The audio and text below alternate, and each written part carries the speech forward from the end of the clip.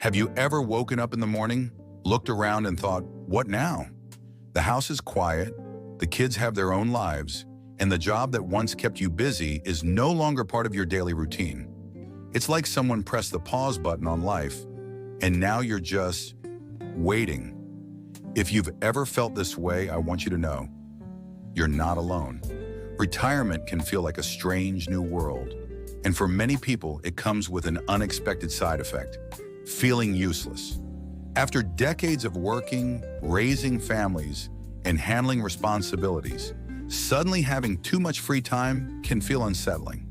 The structure, the purpose, the sense of being needed, it all changes. But here's the truth: you are not useless. In fact, this can be one of the most fulfilling chapters of your life. You just have to shift the way you see it. And that's exactly what we're going to talk about today. Right now, you might be feeling like you've lost your sense of purpose.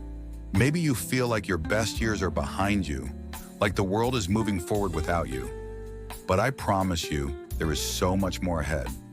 You still have wisdom to share, experiences to enjoy, and dreams to chase. It's not about going back to how things used to be. It's about creating a new version of happiness, one that fits this stage of life. Let's start by talking about something that can make all the difference: your mindset. Think about this. When you were working, when you were raising a family, when life was full of responsibilities, you probably had moments where you wished for more time to read, to travel, to start a hobby, to just breathe. And now you have that time. But instead of feeling like a gift, it feels like a burden. That's because society has conditioned us to believe that productivity equals worth, that if we're not doing something important, we're not valuable. But that's a lie. Your value isn't tied to a paycheck or how busy you are. Your value comes from who you are, from the experiences you've lived, the lessons you've learned, and the kindness you bring into the world. Retirement isn't the end of your purpose. It's a shift into a new one. And the best part? You get to decide what that looks like. So, let's talk about a simple but powerful way to start feeling fulfilled again. Find something to look forward to every day. It doesn't have to be something big. It could be as simple as a morning walk where you notice the way the sun hits the trees. It could be trying a new recipe, calling an old friend, or picking up a book you've always wanted to read. The key is to create little moments of joy, because when you have something to look forward to, your days feel meaningful. Now, I know what you might be thinking. That sounds nice, but it's not that easy. I still feel like I'm not contributing the way I used to, and I hear you. That's why the next step is to find a way to share what you know. You have decades of life experience, skills, stories, and lessons that others can benefit from. Maybe it's teaching your grandkids how to cook a family recipe.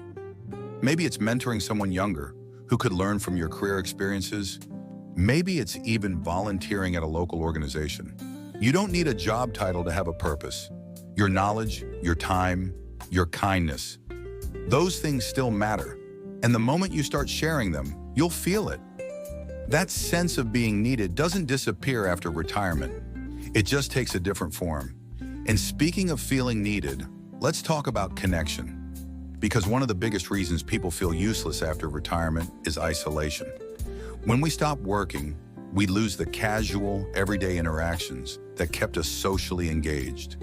The quick chats with coworkers, the meetings, even the routine of saying good morning to the same faces, it all fades away. And if we're not careful, loneliness can creep in. But here's the good news. It's never too late to build new connections. Whether it's rekindling old friendships, joining a local club, or simply making it a habit to talk to people more, connection is key to feeling alive. So let me ask you this. What's one thing you can do today to create a small moment of joy? Maybe it's calling an old friend, going outside for a walk, or even just making yourself a cup of tea and truly enjoying it. Whatever it is, start there, because small steps lead to big changes. And in the next part, we'll dive even deeper into how to reshape your days to feel more meaningful and fulfilling. Now that we've started shifting your mindset and finding small moments of joy, Let's talk about something just as important: how you spend your time. One of the biggest struggles in retirement is suddenly having an open schedule. At first, it might feel nice. No deadlines, no alarms, no responsibilities pulling you in 100 directions. But after a while, that freedom can start to feel empty. The days blend together, and before you know it, you're stuck in a routine that doesn't excite you. That's why the key to feeling fulfilled isn't just having free time. It's using your time intentionally. Think about it. When you were younger, you probably had dreams that got pushed aside because life was too busy. Maybe you always wanted to learn an instrument, travel to a certain place, write a book, or start painting. But between work, family, and daily responsibilities, there was never enough time. Well, now there is. And instead of seeing retirement as the end of something, what if you saw it as a second chance? A second chance to try new things, to learn, to explore, to do what makes you feel alive. I know it's easy to think, I'm too old for that now. But let me ask you, who decided that? Who said that learning stops after a certain age? That new adventures are only for the young? That chasing a dream is only for people in their 30s? That's just another lie society tells us. And the moment you stop believing it, you open yourself up to a whole new world of possibilities. So let's get practical. If you're feeling lost about how to use your time, start with this simple question. What's one thing you've always wanted to do, but never had time for? It doesn't have to be something big or expensive. It could be learning a new language, starting a small garden, joining a dance class, or even just taking a different route on your morning walk to change things up. The goal isn't to pack your schedule with activities, it's to reignite your curiosity. And here's the secret. The more you engage with life, the more life engages with you. Let's take an example. Imagine you decide to take up painting. At first, it's just you, a canvas, and a few brushes. But then you start watching videos, learning new techniques. Maybe you join a local art class. You meet new people. You start seeing the world differently: colors, textures, light. Before you know it, something that started as a small hobby is now a source of joy, connection, and purpose. The same thing happens when you volunteer, start a club, or even just make it a habit to greet new people at the park. Every small action you take creates ripples, bringing new energy, new people, and new experiences into your life. But I get it. Starting something new can feel intimidating, especially if you've been stuck in a routine for a while. That's why it's okay to start small, just one change at a time. Even something as simple as switching up your daily routine can bring a fresh sense of excitement to your days. For example, if you've been waking up and immediately turning on the TV, try something different tomorrow.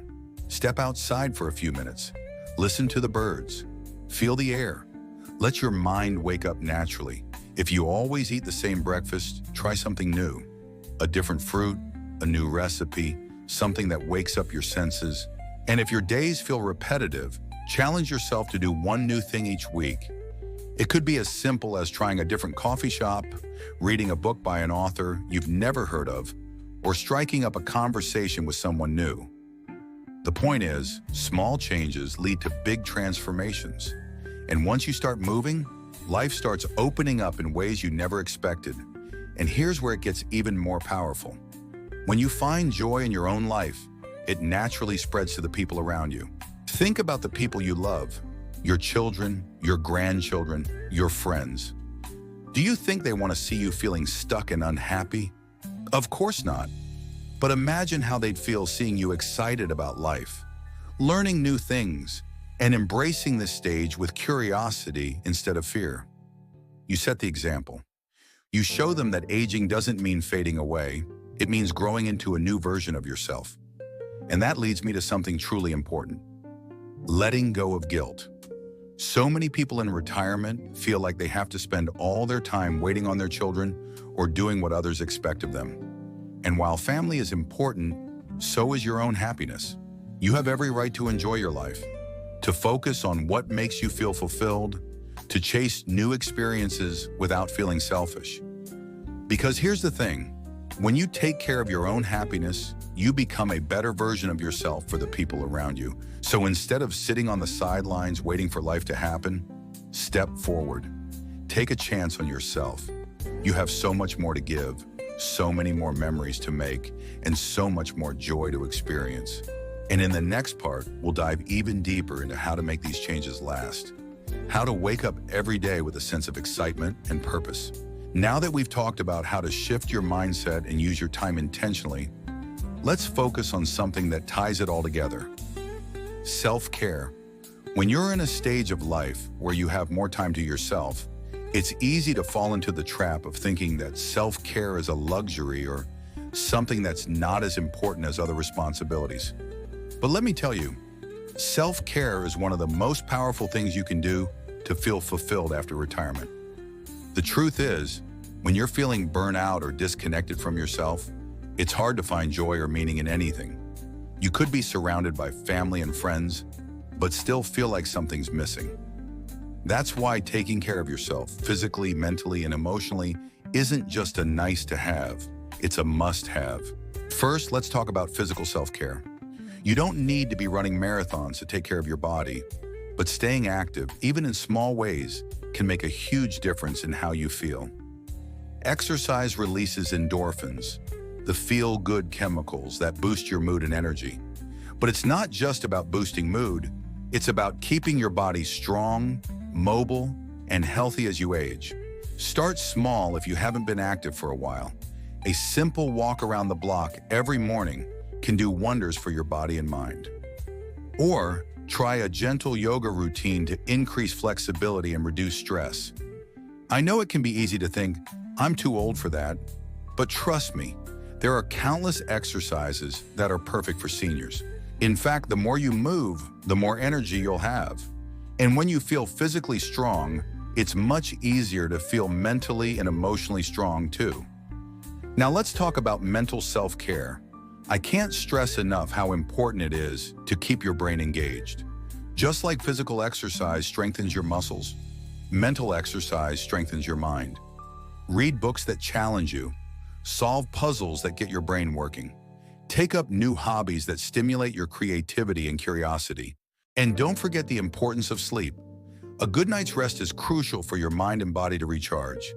If you've been feeling sluggish or unfocused, it could be as simple as adjusting your sleep habits. Try creating a calming nighttime routine. Avoid screens an hour before bed, and perhaps do something relaxing, like reading or meditating, to help ease your mind into sleep. Mental self-care isn't just about activities, it's also about thoughts. Negative self-talk can sneak in, especially in retirement when you're not surrounded by the usual distractions. But you have the power to change your inner dialogue.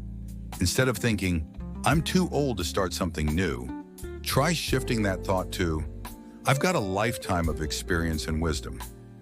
I can do this. Finally, let's talk about emotional self-care. This is about nurturing your relationships and your emotional well-being. It's about having a positive support system and doing what you can to keep your emotions balanced. Stay connected with the people who lift you up.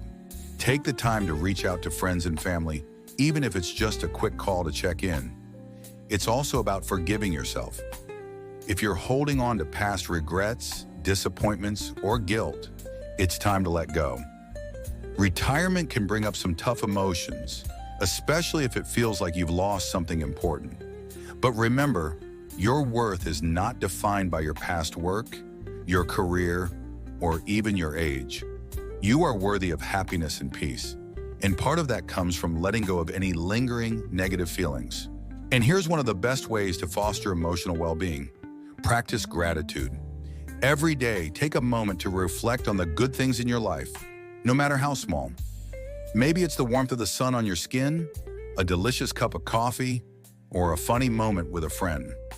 The more you focus on the positive, the more you start to feel like life is full of purpose and meaning, no matter your age. It's all about taking ownership of your own happiness. When you prioritize your well-being, physically, mentally, and emotionally, you set yourself up for a life that's vibrant, fulfilling, and meaningful. Now, I know it might feel like a lot to take in, but here's the beautiful part. You don't have to make all these changes at once. Start with one thing, whether it's adding a walk to your routine, picking up a new hobby, or simply being kinder to yourself and your thoughts. Each small step you take adds up, and over time, those small steps lead to huge changes.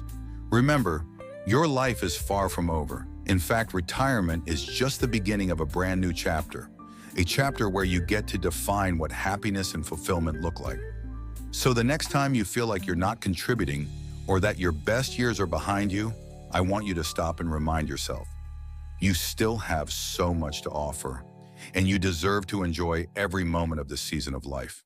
Take care of yourself, try new things, stay connected, and above all, believe that you are worthy of happiness and purpose, no matter your age. Thank you so much for watching.